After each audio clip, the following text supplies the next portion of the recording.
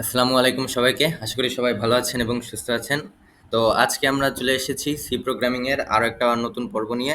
তো আজকে মূলত আমরা যেই কাজটা করার চেষ্টা করব, মূলত কিছু প্রবলেম সলভ করার চেষ্টা করব। গতদিন আমরা কন্ডিশন নিয়ে কথা বলছিলাম, কন্ডিশনাল লজিক নিয়ে কথা বলছিলাম। তো আজকে তার উপর ভিত্তি করে সে সকল কিছু প্রোগ্রাম আমরা দেখব। তো প্রথম কোশ্চেনটা দেখি, এটা হলো কোনো সংখ্যা জোড় না বিজোড় তা বের করার একটি প্রোগ্রাম লেখো। তো এটা আমরা কন্ডিশনাল লজিকের সাহায্যে সলভ করার চেষ্টা করব। তো আগে শুরু করা যাক। কোড ব্লকসে যাই, নতুন একটা ফাইল খুলো। নতুন একটা ফাইল খোলা হলো। তো হ্যাঁ, ফাইলটার একটা নাম দিই, অডস অ্যান্ড ইভেন্টস, বিজোড় এবং জোড়। Ods and events, events. তো আগে শুরু করা যাক। আগে প্রথমে যা যা দিয়ে শুরু করতে হয় সেগুলো আগে করা যাক। তো এখানে আগে প্রথমে আমাদের যা যা করতে হবে, আগে স্টেপ বাই স্টেপ এগোই। তো আগে দেখি, প্রথমে আমার এখানে যেটা বলা হয়েছে যে কোনো একটা সংখ্যা জোড় নাকি বিজোড় হবে সেটা নির্ণয় করার একটা প্রোগ্রাম লিখতে বলেছে। তো আমরা এমন একটা কাজ করতে পারি, কম্পিউটারকে যে কোনো একটা সংখ্যা ইনপুট নিতে বলবো।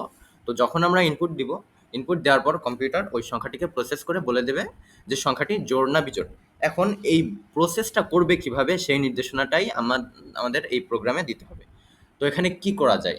গতদিন তো আমরা দেখছিলাম যে এই কন্ডিশনাল লজিক ব্যবহার করে, যেমন কোনো একটা সংখ্যা ধনাত্মক নাকি ঋণাত্মক সেটা দেখছিলাম, যে 0 থেকে বড় হলে ধনাত্মক, 0 থেকে ছোট হলে ঋণাত্মক, এরকমের ইফ স্টেটমেন্টের ভিতরে শর্ত দিয়ে। তো আজকে কি করা যায়? আজকে কিভাবে যে জোড় সংখ্যা না বিজোড় সংখ্যা একটা সংখ্যা, এটা কিভাবে নির্ণয় করব? তো প্রথমে আগে একটা সংখ্যা ভেরিয়েবল আগে নিই, যে এন। এন সংখ্যাটা তো আমরা ইনপুট নিব। তো এন সংখ্যাকে আমরা ভেরিয়েবল হিসেবে নিলাম। তো এটা আগে কম্পিউটারকে,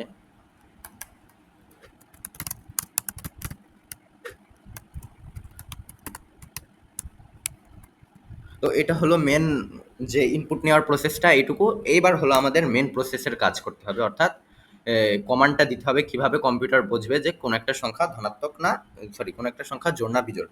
এটা এই ইফ স্টেটমেন্টের মাধ্যমে এবার নির্ধারণ করতে হবে। তো কিভাবে করা যায় এখন ভাবুন। তো এটা কিভাবে করা যায়, যেটা এটার জন্য আমাদের মূলত জানা লাগবে জোড় সংখ্যা এবং বিজোড় সংখ্যার বৈশিষ্ট্য কী। তো জোড় সংখ্যা বলতে আমরা কোন কোন সংখ্যাগুলোকে বুঝি? 2, 4, 6, 8, 10, 12 এরকমের চলতে চলতে অসীম সংখ্যক জোড় সংখ্যা আছে। আবার বিজোড় সংখ্যা বলতে কোন কোন সংখ্যাগুলোকে বুঝি? 1, 3, 5, 7, 9 এরকম চলতে চলতে অসীম সংখ্যক পর্যন্ত বিজোড় সংখ্যা আছে। তো এখন এভাবে করলে তো আমরা নির্ণয় করতে পারছি না। কোনো একটা টেকনিক, কোনো একটা প্রসেস ব্যবহার করে কম্পিউটারকে বলতে হবে যে এই প্রসেস ব্যবহার করে তুমি চিনবা যে এটা জোড় না বিজোড়। তো জোড়ের সংখ্যার আরো বিজোড় সংখ্যার আরেকটা বৈশিষ্ট্যগুলোর আরো কিছু বৈশিষ্ট্যগুলোর মধ্যে একটা হচ্ছে গিয়ে, সকল জোড় সংখ্যা 2 দ্বারা নিঃশেষে বিভাজ্য। প্রত্যেকটা জোড় সংখ্যাই কিন্তু আপনার 2 দ্বারা নিঃশেষে বিভাজ্য, অর্থাৎ যেকোনো জোড় সংখ্যাকে যদি আপনি 2 দ্বারা ভাগ করেন তাহলে তার ভাগশেষ কিন্তু অবশ্যই 0 আসবে।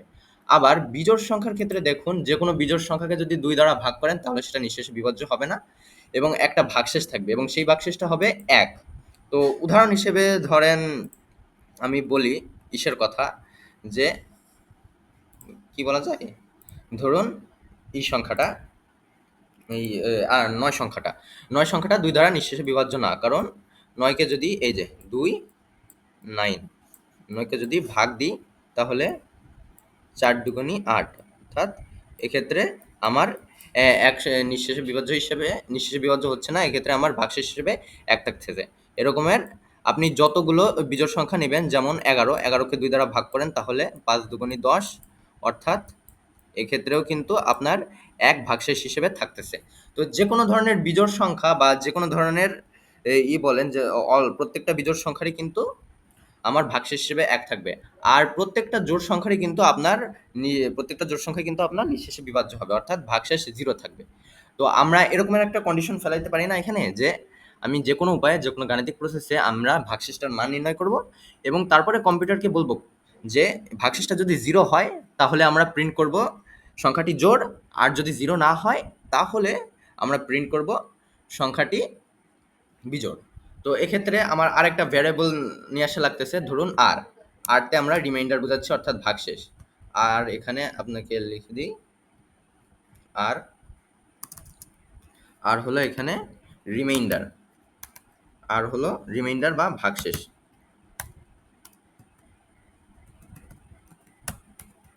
আর হলো রিমাইন্ডার বা ভাগশেষ। তো এটা হলো, এবার আমরা আমাদের নির্ণয় করা লাগবে ভাগশেষ। ভাগশেষ কিভাবে নির্ণয় করা যায়, এখন কোশ্চেনটা হলো সেটা।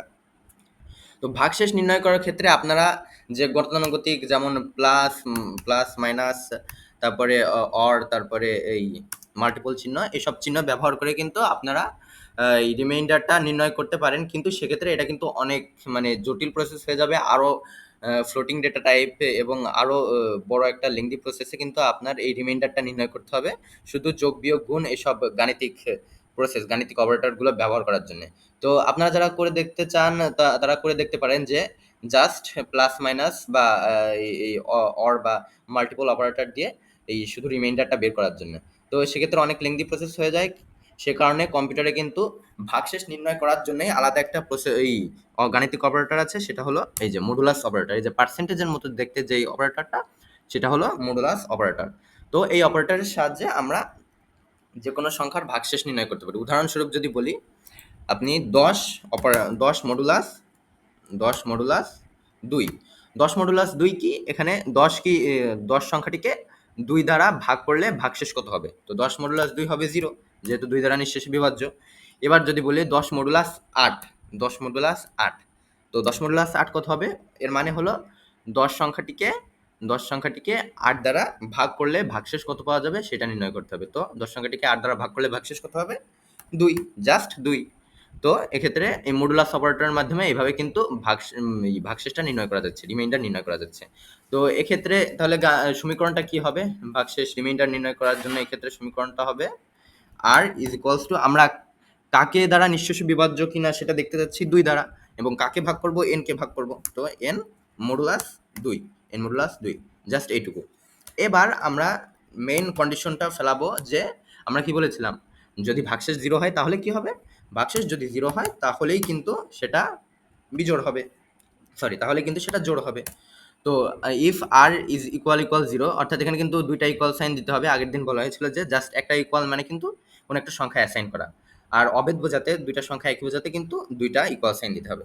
তো এক্ষেত্রে printf printf the the number is odd, the number is even, the number is even। এটাকে নতুন লাইনে দেখানোর জন্য ব্যাকস্ল্যাশ n, এটা হলো। এবার এলস, অর্থাৎ যদি 0 না হয়, 0 না হলে কি হবে? ওই একই তো হবে, অর্থাৎ ওটা কি হবে? ওই সংখ্যাটা কি হবে? সংখ্যাটা আমার বিজোড় হবে। So the number is odd, the number is odd, just এইটুকুই। এবার লাস্টে রিটার্ন 0, শেষ। এবার প্রোগ্রামটা কম্পাইল করে দেখা যাক, রান করে দেখা যাক। তো এখানে এন্টার অ্যান ইন্টিজার, যে কোনো একটা ইন্টিজার সংখ্যা, পূর্ণ সংখ্যা দিতে বলছে। তো দিলাম 26, 26 কি আমরা জানি, আমরা জোড়। তো এই যে দ্য নাম্বার ইজ ইভেন, কম্পিউটারটা এটা বলে দিচ্ছে। তো এটা দেখা যাক, এবার আরেকটা দেখা যাক। এবার এন্টার ইন্টিজার, এবার একটা বিজোড় সংখ্যা দিয়ে দেখা যাক 23, সাপোজ 23। এই যে দ্য নাম্বার ইজ অড, তো এটা হয়ে গেছে, নাম্বার ইজ অড। তো এটাই হলো মূল প্রোগ্রাম, জোড় সংখ্যা বিজোড় সংখ্যা নির্ণয়ের প্রোগ্রাম। তো এবার আরেকটা জিনিস বলে রাখি, আপনাদের হয়তো মনে আসতে পারে, আচ্ছা এখানে তো আমরা আর ইজ ইকুয়ালস রিমাইন্ডার যদি 0 হয় তাহলে সংখ্যাটা ইভেন হচ্ছে। আমরা তো এইভাবেও নিতে পারতাম, যদি বলতাম রিমাইন্ডার ইজ ইকুয়ালস টু 1, এবং এখানে লিখবো যদি ভাগশেষ 1 হয় তাহলে নাম্বারটা অড হবে, নাম্বারটা বিজোড় হবে। সো আর যদি না হয় তাহলে সেটা নাম্বারটা হবে জোড়, এভাবে লিখতে পারতাম। অর্থাৎ আমি যদি এখানে রিমাইন্ডার 1-এর সমান দিই, তাহলে এই প্রিন্টএফ এই স্টেটমেন্টটা আপনার এই ইফের ভিতরে আসবে, আর এই স্টেটমেন্টটা দ্য নাম্বার ইজ ইভেন, এই স্টেটমেন্টটা জাস্ট এলস এর ভিতরে আসবে, অর্থাৎ জাস্ট স্টেটমেন্ট দুইটা বদলে যাবে। সো এভাবে করলেও কিন্তু আপনারা পারবেন। আবার আরেকটা জিনিস বলে রাখি, আপনারা অনেকে ভাববেন যে ইফ দিয়ে তো করলাম, আমরা যদি একটা কাজ করতে পারতাম, আমরা যদি এই ইফটা আরেকবার দিতাম তাহলে কি কোনো সমস্যা হতো? যে if r equal equal zero, অর্থাৎ আমি এলস দিব না, দুইটা ইফ দিব, তাহলে কি হবে? হ্যাঁ, তাহলেও কিন্তু প্রোগ্রামটা রান করবে। কিন্তু এক্ষেত্রে একটা জিনিস কি, আপনার এখনকার প্রোগ্রামটা আগে এলস ব্যবহার করে যে প্রোগ্রামটা করেছিলেন তার থেকে কম এফিশিয়েন্ট। তো কম্পিউটারের প্রোগ্রামিংয়ের ক্ষেত্রে এফিসিয়েন্সি বলে কিছু জিনিস আছে, অর্থাৎ এই যে কোনো প্রোগ্রামে যত কম সংখ্যক ভেরিয়েবল, যত কম সংখ্যক স্টেটমেন্ট ব্যবহার করে করা যায়, প্রোগ্রামটা তত এফিশিয়েন্ট হয়, তত কর্মদক্ষ হয়। তো এক্ষেত্রে আপনি যদি দুইটা ইফ ব্যবহার করেন, তাহলে দেখুন এক্ষেত্রে আপনি আগে এলসের কথা চিন্তা করুন। যদি এলস ব্যবহার করেন এখানে, তাহলে ইফের ভেতর একটা স্টেটমেন্টও দেওয়া আছে যে আর যদি জিরো এর সমান হয়। এখন আর যদি জিরো এর সমান হয়, এই কন্ডিশনটা সত্য হয়, তাহলে কি করবে? জাস্ট কম্পিউটারটা এই স্টেটমেন্টটা চেক করবে, এই স্টেটমেন্টটা রিড করবে। ইফে খালি এই শর্তটা, এই কন্ডিশনটা চেক করবে। তো এটা যদি সত্য হয়ে যায়, তাহলে আর পরেরটা চেক করার প্রয়োজন হবে না, একবারে সে লাস্টে চলে যাবে, অর্থাৎ প্রোগ্রামটা কমপ্লিট করবে। আর যদি আপনি দুইবার ইফ ব্যবহার করেন, তাহলে আপনার প্রথমবারের কন্ডিশনটাও সে চেক করবে, এবং দ্বিতীয়বারের ক্ষেত্রেও কিন্তু আবার এটা চেক করবে, অর্থাৎ সত্য হইলেও সে দুইবার তাকে এই দুইটা কন্ডিশন, দুইটা স্টেটমেন্ট চেক করতে হচ্ছে। তো এক্ষেত্রে মিনিমাল একটু হলেও মানে এক্সিকিউশন টাইমটা বেশি লাগতেছে। তো আপনাদের কাছে হয়তো মনে হতে পারে যে একটু এক্সিকিউশন টাইম বেশি হলেই বা কি, এখানে তো কম্পিউটার তো প্রসেসর অনেক দ্রুত কাজ করে, হয়তো বা 0.001 সেকেন্ড হয়তো একটু বেশি লাগতে পারে এক্সিকিউশন টাইম। কিন্তু তারপরেও ওই মেন কথা ওইটাই যে আপনার প্রোগ্রামটা আগের বারের মতো তত এফিশিয়েন্ট হবে না, অর্থাৎ এলস শুধু ইফ এলস ব্যবহার করে যতটুকু এফিশিয়েন্ট হবে, দুইটা ইফ ব্যবহার করলে ততটুকু এফিশিয়েন্ট হবে না। তো আমার জানা মতে কিছু কিছু প্রোগ্রামিং কন্টেস্ট আছে যে এক্ষেত্রে এইগুলোও কিন্তু এরা চেক করে, অর্থাৎ কোন প্রোগ্রামটা, কার প্রোগ্রামটা কত বেশি এফিশিয়েন্ট, কত বেশি তাড়াতাড়ি এক্সিকিউশন করে, এবং কত সহজে বোঝা যায় প্রোগ্রামটা, এগুলোও কিন্তু বিভিন্ন কন্টেস্টে ম্যাটার করে। তো আমি বলবো যে এক্ষেত্রে এগুলো মাথায় রাখা, যে প্রোগ্রামটা, কোনো একটা প্রোগ্রাম কত সহজে এফিশিয়েন্টলি করা যায় সেটা করার চেষ্টা করা। তো এটা হয়েছে। তো এবার দেখা যাক প্রোগ্রাম এফিসিয়েন্সির কথা যেহেতু বললামই, তো আপনাদেরকে আরেকটা জিনিস বলি, যে আর কিভাবে এই প্রোগ্রামটাকে আরেকটু বেশি এফিশিয়েন্ট করা যায়। অর্থাৎ আমরা তো এখানে দুইটা ভেরিয়েবল ব্যবহার করছি। তো দুইটা ভেরিয়েবল ব্যবহার না করে কিভাবে একটা ভেরিয়েবলের মাধ্যমেই জাস্ট প্রোগ্রামটা কমপ্লিট করা যায়। তো আপনারা যারা চিন্তা করতে পছন্দ করেন, তারা পজ করে ভাবতে থাকুন যে কিভাবে করা যায়। তা এই জাস্ট একটা ভেরিয়েবল ব্যবহার করে, অর্থাৎ এখানে তো আমরা দুইটা ভেরিয়েবল ব্যবহার করছি, জাস্ট একটা ভেরিয়েবল ব্যবহার করে কিভাবে করা যায়।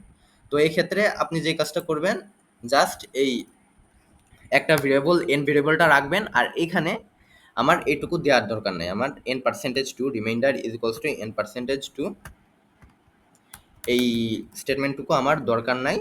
আমি জাস্ট এখানে একটা কাজ করি, এখানেই একবারেই বলে দিই, যদি n percentage two n modulus two is equal equal zero হয়, তাহলে প্রিন্ট করতে হবে যে দ্য নাম্বার ইজ ইভেন, অর্থাৎ সংখ্যাটি জোড়। জাস্ট এইটুকুই, এটুকু করলে কিন্তু আপনার আরেকটা অতিরিক্ত রিমাইন্ডার, অতিরিক্ত ভেরিয়েবল ব্যবহার করতে করা লাগতেছে না।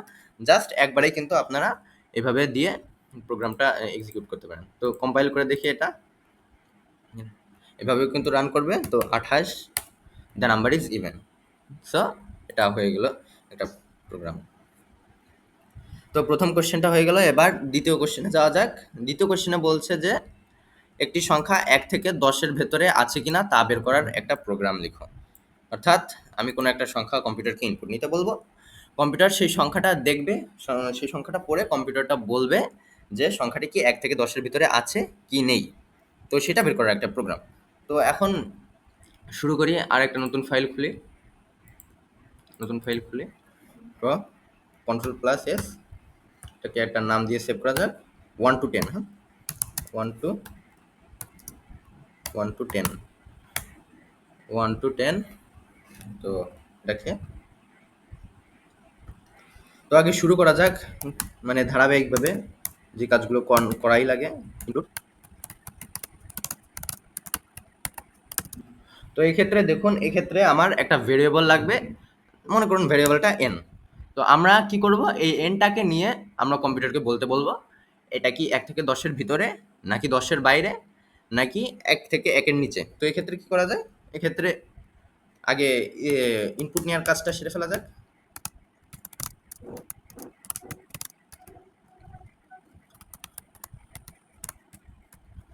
তো এটা হলো মেন ইনপুট নেওয়ার কাজ। এবার হলো আমার কন্ডিশনাল কাজটা, অর্থাৎ আমাকে একটা শর্ত আরোপ করতে হবে। তো শর্তটা কি? ১ থেকে ১০-এর ভিতরে হলে কোনো একটা সংখ্যা ১ থেকে ১০-এর ভিতরে হলে আমার প্রিন্ট করতে হবে, এই যে আমার প্রিন্ট করতে হবে যে the number is between 1 to 10, the number is between 1 to 10, আমার এই জিনিসটা প্রিন্ট করা লাগবে। তো এখন চিন্তা করুন যে কোনো একটা সংখ্যা ১ থেকে ১০-এর ভিতরে হবে, এটার জন্য কি শর্ত প্রয়োগ করা যায়? আপনি কি এটা করবেন যে ধরুন যদি সংখ্যাটা ইফ এন ইকুয়াল 1 হয়, যদি সংখ্যাটা n হয় তাহলে সংখ্যাটা ১ থেকে ১০-এর ভিতরে, এটা হলো। কিন্তু একটাই কি আছে? আরও তো অনেক আছে। ইফ n ইকুয়াল ২ হয়, আপনি লিখলেন তাহলেও সংখ্যাটা ১ থেকে ১০-এর ভিতরে। আপনি এটা লিখলেন যে যদি n ১ থেকে ২ এর ভিতরেও হয় তাহলেও সংখ্যাটা ১ থেকে ১০-এর ভিতরে। তো খালি কি ২ ১ থেকে ১০-এর ভিতরে? না, আরও তো আছে। আরও আছে n ইকুয়াল ৩ হয়, তাহলেও কিন্তু সংখ্যাটা আপনার ১ থেকে ১০-এর ভিতরে। তো আপনি কি এই কাজটা করবেন? বারবার এই একই স্টেটমেন্ট, একই শর্ত লিখে একবারে ইফ লিখতে এরকম যাবেন, এরকম ১০টা কি ইফ কন্ডিশন, ইফ স্টেটমেন্ট ব্যবহার করবেন? তাহলে তো অনেক সময় সাপেক্ষ। আপনাকে যদি বলা হয় যে কোনো সংখ্যা ১ থেকে ১০০-র ভিতরে, তাহলে কি করবেন? তাহলে কি আপনি ১০০টা পর্যন্ত লিখবেন? না, সেক্ষেত্রে সহজভাবে কাজটা করতে হবে, সেটা হলো ২ টা শর্তকে একত্র করা। ২ টা শর্তকে একত্র করা। এখন ২ টা শর্ত বলতে এখানে কোন শর্ত? ১ থেকে ১০-এর ভিতরে কোনো একটা সংখ্যা। তো তার জন্য শর্ত কি? সংখ্যাটা অবশ্যই ১ থেকে বড়, ১ থেকে বড় অথবা সমান হতে হবে, এবং সেই সাথে আরেকটা শর্ত হলো সংখ্যাটাকে কি হতে হবে? সংখ্যাটাকে ১০ থেকে ছোট অথবা সমান হতে হবে। তাহলেই কিন্তু সংখ্যাটা ১ থেকে ১০-এর ভিতরে থাকবে। তো এখন এই ২ টা শর্ত কিভাবে একত্র করা যায়? অর্থাৎ আমাদের এই ২ টা শর্তের কাজ কি? আমাদের কাজ হলো এই ২ টা শর্তের প্রত্যেকটাই সত্য হতে হবে। প্রত্যেকটাই। একটা সত্য হলে শুধু হবে না। প্রত্যেকটা কন্ডিশনই সত্য হতে হবে। প্রত্যেকটা কন্ডিশন সত্য হলে এই পুরো একটা ইফ স্টেটমেন্টটা সত্য হবে। ইফের ভিতরের পুরো একটা কন্ডিশন সত্য হবে। তো এক্ষেত্রে আমার এবং এর কাজটা করতে হবে। তো সি প্রোগ্রামিংয়ে এই এবং এর কাজটা করে হলো ডাবল অ্যাম্পারসেন্ট, ২ টা অ্যাম্পারসেন্ট। এটা আমার ২ টা শর্তকে একত্র করার চেষ্টা করে, একত্র করার কাজটা করে। তো যদি বলি এখানে condition ১ and condition 2, condition ১ and condition 2। তো এক্ষেত্রে যদি আমি এর মাঝে ২ টা অ্যাম্পারসেন্ট সাইন দিই, তাহলে এটা বোঝায় যে এই কন্ডিশন কোনো একটা, এই কন্ডিশন ১ এবং এই কন্ডিশন 2 মিলেই কিন্তু আমার আরও একটা নতুন কন্ডিশন, অর্থাৎ ২ টা শর্তের সমন্বয়ে একটা নতুন শর্ত। তো অ্যান্ড দ্বারা কি বোঝায়? এই ডাবল অ্যান্ড দ্বারা, অর্থাৎ এটাকে বলা হয় অ্যান্ড অপারেটর। ডাবল অ্যাম্পারসেন্ট দ্বারা অ্যান্ড অপারেটর বলা হয়। তো এই অ্যান্ড অপারেটর দ্বারা বোঝায় যদি কন্ডিশন ১ সত্য হয় এবং সেই সাথে যদি কন্ডিশন ২ সত্য হয়, তাহলে কন্ডিশন ৩ ও সঠিক। অর্থাৎ এক্ষেত্রে ২ টা কন্ডিশনই সত্য হতে হবে। এমন না যে কন্ডিশন একটা জাস্ট সত্য হবে। যেমন আমি যদি এখানে ১০০-র কথা বলি, ১০০ কিন্তু ১ এর থেকে বড়। তো সেক্ষেত্রে সেটা একটা কন্ডিশন সত্য হচ্ছে, কিন্তু সেটা কিন্তু ১ থেকে ১০-এর ভিতর থাকতেছে না। আমার ২ টা কন্ডিশন সত্য হওয়া লাগবে। তো সেইজন্যে আমার এই অ্যান্ড অপারেটরটা, এটা অনেকটা চিন্তা করতে পারেন সেট তত্ত্বের সেই অ্যান্ড এর মতো, যে অ্যান্ড অপারেটর দ্বারা ২ টা কন্ডিশনকে একত্র করা হয়। ২ টা কন্ডিশনের ২ টাই সত্য হলে পুরো জিনিসটা, পুরো স্টেটমেন্টটা সত্য হয়। আর আরেকটা জিনিস আছে, সেটা হলো গিয়ে অর অপারেটর। তো এটা বাংলায় মনে করেন এই দাড়ির মতো দেখতে, ২ টা চিহ্ন, ২ টা চিহ্ন, এই ২ টা চিহ্ন দিয়ে কিন্তু আমার অর অপারেটরটা বোঝায়। অর্থাৎ অর অপারেটরটা হলো অথবার কাজ করে। আপনি যেমন ধরেন কন্ডিশন ১ এবং কন্ডিশন ২। তো এমন একটা স্টেটমেন্ট প্রয়োজন আমার, যেখানে আমার জাস্ট যেকোনো একটা শর্ত সত্য হলেই পুরো জিনিসটা সত্য হইতে হবে। যেমন এই অর অপারেটর দ্বারা এটা বোঝায় যে যদি কন্ডিশন ১ টা সত্য হয়, কন্ডিশন ২ সত্য হোক বা না হোক সেটা আমার দরকার নেই। যেকোনো একটা সত্য হলেই হবে। তো সেক্ষেত্রে আমার এই অর অপারেটর ব্যবহার করা হয়, ২ টা দাড়ি চিহ্ন। তো অর অপারেটরের মাধ্যমে এইভাবে কাজটা করা হয়। যেকোনো একটা কন্ডিশন সত্য হলেই হবে। আবার ২ টা হলেও হবে, কিন্তু যেকোনো একটা সত্য হলেই পুরো স্টেটমেন্টটা সত্য। তো এটা দ্বারা হলো আমার অর অপারেটরটা বোঝায়। তো এগুলোর কাজ আরও পরে আসবে। তো আগে আমাদের কোয়েশ্চেন অনুযায়ী আগে এই জিনিসটা এক্সিকিউট করি যে আমার এই ২ টা শর্ত কম্বাইন করা লাগবে। তো ডাবল অ্যাম্পারসেন্ট ব্যবহার করি। ডাবল অ্যাম্পারসেন্ট এত printf the number is 1 to 10। তো এবার কি করা যায়, ১ থেকে ১০ এর ভিতর থাকলে তো নাম্বারটা ১ থেকে ১০ এর ভিতর থাকতেছে।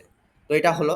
তাও যদি না হয় তাহলে অন্য একটা শর্ত দিই যে এলস ইফ এটা না হয়ে যদি এটা হয় যে সংখ্যাটি n is greater than 10, n is greater than 10, তাহলে কম্পিউটার কি প্রিন্ট করবে? তাহলে প্রিন্ট করবে the number is greater the number is greater than 10। তো এটা প্রিন্ট করবে। আর যদি তা না হয়, তাও যদি না হয় তাহলে আর কি বাকি থাকে? সংখ্যা রেখায় আমার কোন, কোন সংখ্যা হয়ে গেছে? সংখ্যা রেখায় আমার ১ থেকে ১০ পর্যন্ত সংখ্যা কভার হয়ে গেছে এই শর্ত দ্বারা। দ্বিতীয় শর্ত দ্বারা ১০ এর উপরে যেকোনো সংখ্যা আমার কভার হয়ে যাবে। তাহলে আমার আর বাকি কি থাকতেছে? আর বাকি সংখ্যা রেখার উপর আর বাকি যে সংখ্যাগুলো থাকতেছে সেটা হলো সংখ্যা ১ এর নিচের সংখ্যাগুলো। তো এলস যদি এই ২ টা শর্তের কোনটাই না হয় তাহলে কি প্রিন্ট করবে? তাহলে প্রিন্ট করবে সংখ্যাটি ১ এর থেকে ছোট। the number is less than 1, just it. তো এবার রিটার্ন 0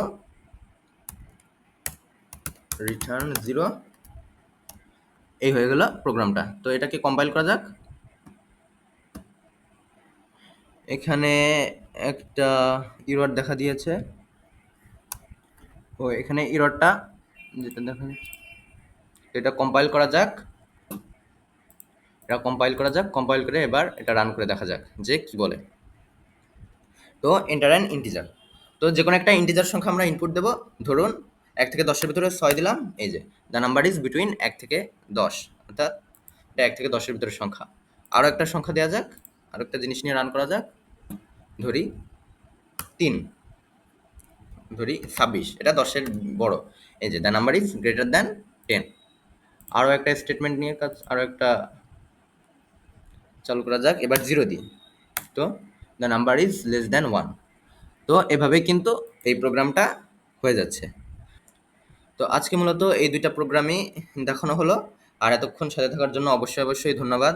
তো সামনের ভিডিওতে আরও কিছু সমস্যা নিয়ে সমাধান করার চেষ্টা করব। তো সেই পর্যন্ত সাথে থাকার জন্য অনুরোধ করা গেল। আর ভিডিওটা যদি আপনাদের ভালো লাগে থাকে তাহলে প্লিজ ভিডিওটাতে একটা লাইক দেবেন, কোনো ধরনের মন্তব্য থাকলে কমেন্ট করবেন, আর please subscribe my channel. So once again thanks everyone for watching. আসসালামু আলাইকুম।